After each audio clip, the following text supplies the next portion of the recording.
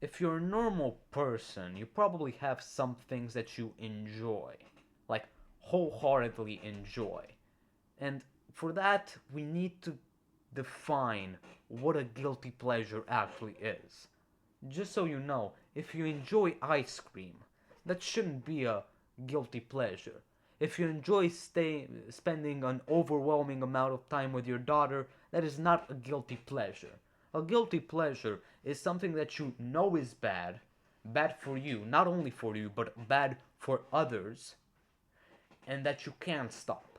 And that's what a guilty pleasure is. Something that is very clearly harmful. Like I don't know, tobacco or alcohol or any other drug, things like that.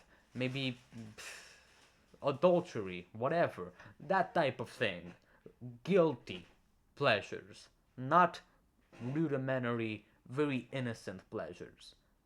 Ice cream is probably not going to kill you once in a while, at least in my opinion. So, how do you actually overcome the things that you know you shouldn't be doing, but that you know you need to stop doing? Well, the very first step is just to define, is just to actually stabilize the idea in your brain that those things are very clearly harmful. Addiction is harmful.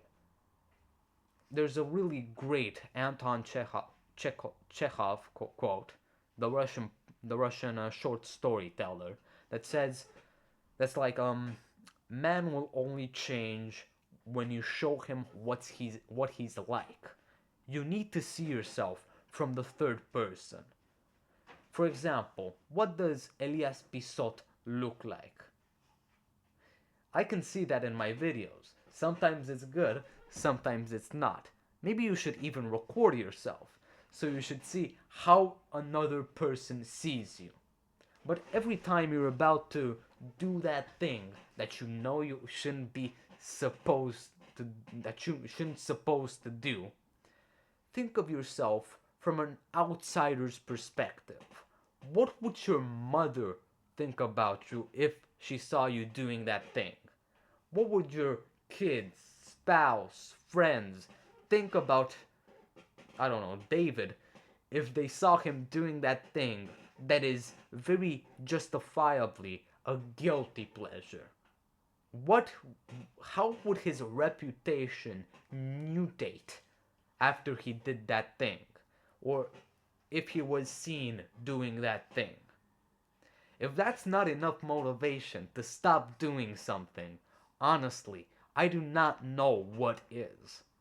Now, I know this is kind of a naive way of looking at addiction because some addiction is way harder. Some addictions are way harder to defeat than others.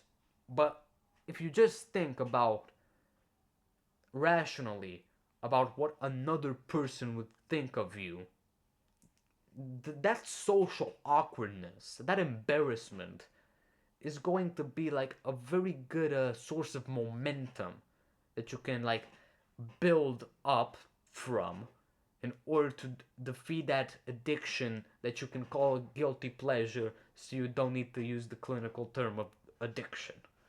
That's how you should euthanize your guilty pleasures.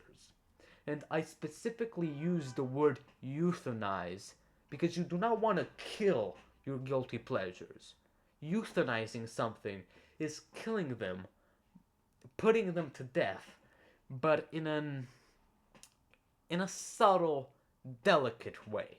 You don't need to brutally murder your guilty pleasures, but you do need to put them to sleep, metaphorically.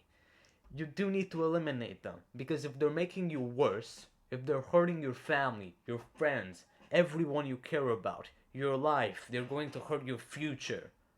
Of course, this is not ice cream, for example. This is way worse things. If they're actually going to do all of those things, you need to stop. But you do not need to murder your guilty pleasures. You do not need to be so brutal with them. Because at this point, they're a part of you. It'd be like putting a bullet in the head of something that really, really, really means a lot for you. That's why you shouldn't kill them.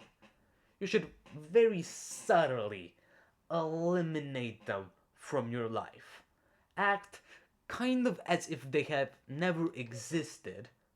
Do not completely forget about them. Still consider them a part of your past self, but bring in that aspect of social awkwardness in order to motivate you to beat that addiction, guilty pleasure, and also recognize it as a part of yourself that doesn't need to be brutally